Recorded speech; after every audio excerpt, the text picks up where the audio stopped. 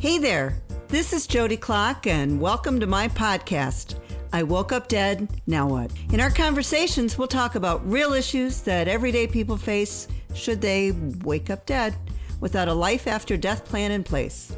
Join me as we explore the how-tos on preparing for you or your loved one's passing without breaking the bank. And let's not forget about those pets too. Now, don't you fall asleep. This year, we're going to have so much fun, I can hardly stand myself. But today, I want to open up with a true story that has a little bit of Hollywood, and it has a lot of betrayal and a lot of lessons learned. I call it the Loewen Group, an insider story. I don't know how many of you have had the opportunity to see the movie on Amazon, The Burial. The Burial captures the essence of a real-life legal battle between Jeremiah O'Keefe, who's an independent funeral homeowner, who also owns a pre-planning insurance company, and the Loewen Group. The Loewen Group is, or I should say was, the second largest funeral home and cemetery acquisition company between the United States and Canada. And essentially, the whole plot works around a breach of contract with the funeral director, O'Keefe. Okay, so if you haven't seen the movie, spoiler alert, either stop now or I'm going to give you the Reader's Digest version and some of the other things you may not have seen on the movie or you wouldn't know. Jamie Foxx and Tommy Lee Jones portray a true story based on the courtroom drama that happened in the early 1990s. It's about a financially troubled funeral home owner, which is Jeremiah O'Keefe, who's played by Tommy Lee, who was forced to sell parts of his business. He had multiple properties. He wanted to spin a few off so he could meet his financial demands, so he could cover some debt with the insurance company through the Mississippi State Insurance Commission. At that point in time, he was the largest independent funeral home owner who was also owned an insurance company in order to sell pre-funded funeral plans. O'Keefe entered into a contract with Ray Loewen, owner and founder of the Loewen Group, who never followed through on their agreement. O'Keefe hired an attorney out of Florida by the name of Willie Gary, and Willie Gary was played by Jamie Foxx.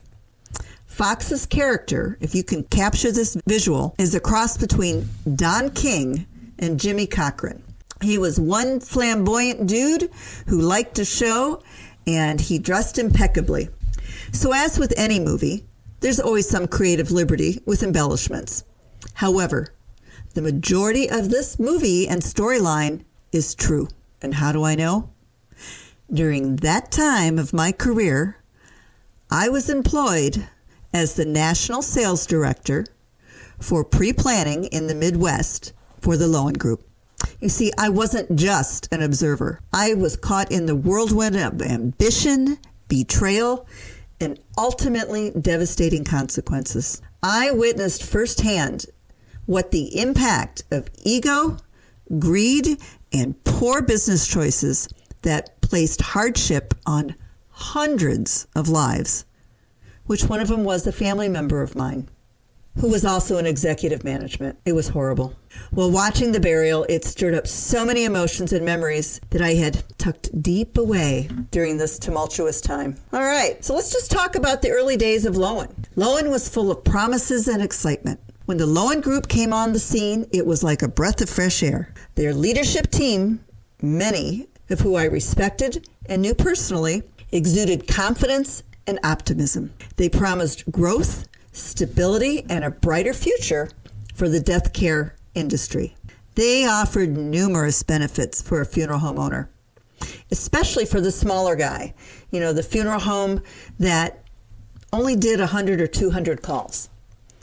Some of the examples of what I'm talking about that they were able to provide for many funeral homes were the ability to focus on serving without distractions that come up with ownership, removing all the financial constraints for facilities needed.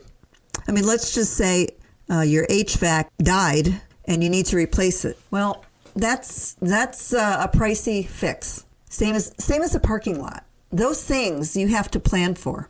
They also could provide better benefits for employees. That's a tongue twister. But no, who wouldn't want to take care of their employees and provide the best benefits that one could possibly get.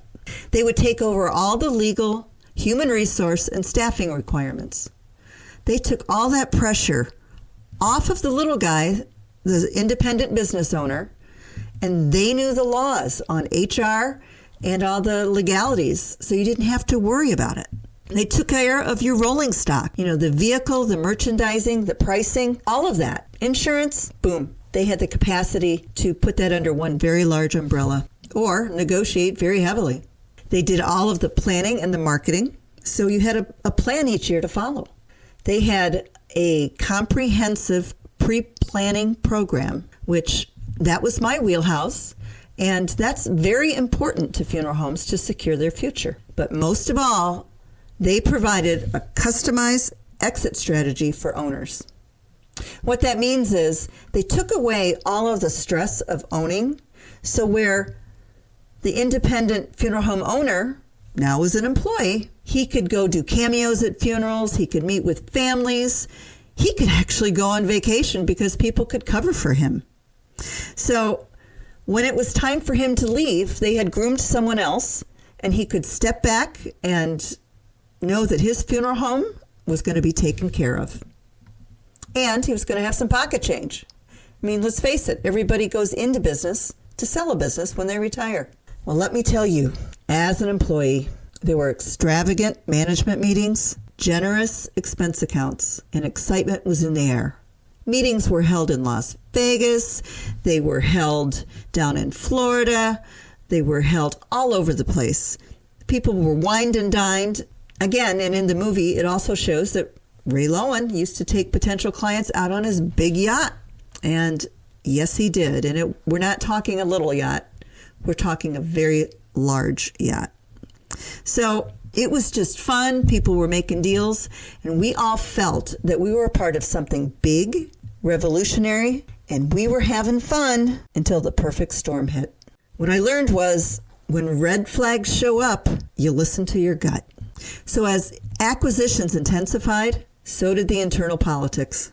All of a sudden, what were good business decisions and made sense for previous owners in the community, that went away.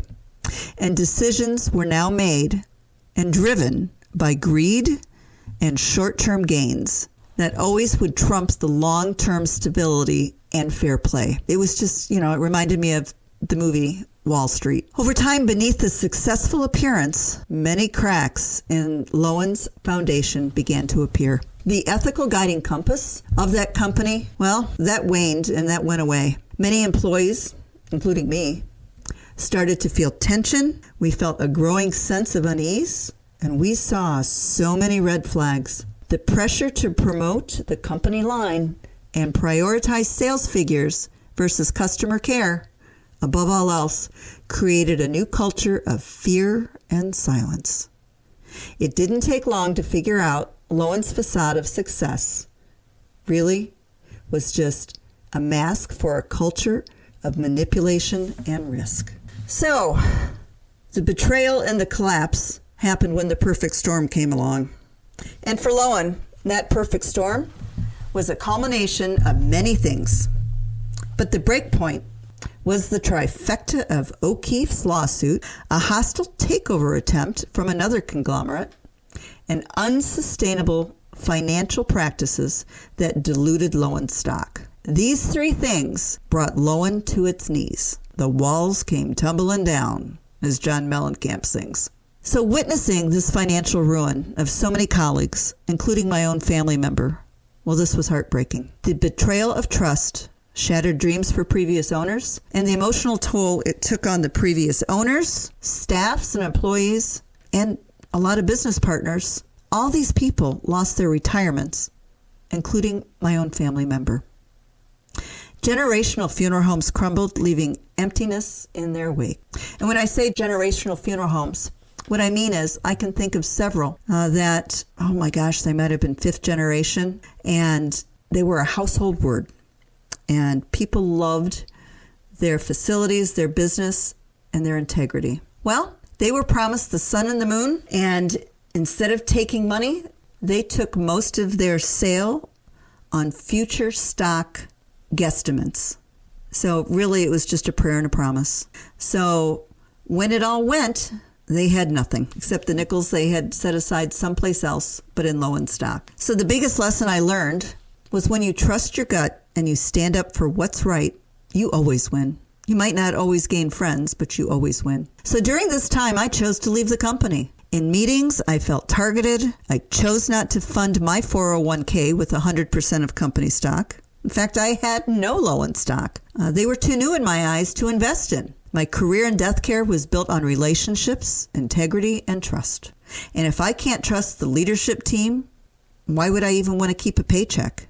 Even worse, I saw acquisitions that in my heart I knew were unrealistic. Multiples on the EBITDA for the funeral homes were outrageous. For me, this was simply a violation of trust. And when you violate my trust, I'm done.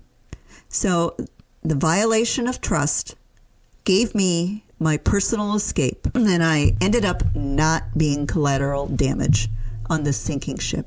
This professional experience validated what I just said. Trust your gut. When something's wrong, it probably is. If it's looking like a duck, quacking like a duck, and walking like a duck, it's a duck. Don't be afraid to speak up for what's right, even if it means going against the grain. It's so easy to get caught up in it, but stand firm. You know the difference between right and wrong. So ultimately, integrity and ethical conduct are far more valuable than any temporary success that can be built on a foundation of sand. Leaving before the bankruptcy protected my future. It ruined one of my family members. It ruined a lot of previous owners who worked for everything, sold their business, and then had nothing. But watching it and just sitting along the sideline, that's where, at least for me, much devastation remains. So why am I sharing this story? I am calling for ethical leadership. The burial? Well, it may be a movie, but the cost of the Loewen Group's downfall is all too real. My story is just not a cautionary tale. It's a call for ethical leadership in every industry. For that fact, for politics. It's a reminder that chasing profits at the expense of human well-being can have devastating consequences. I sure hope by me sharing my experience as an insider sparks a conversation about the importance of integrity, transparency, and finally, responsible business practice.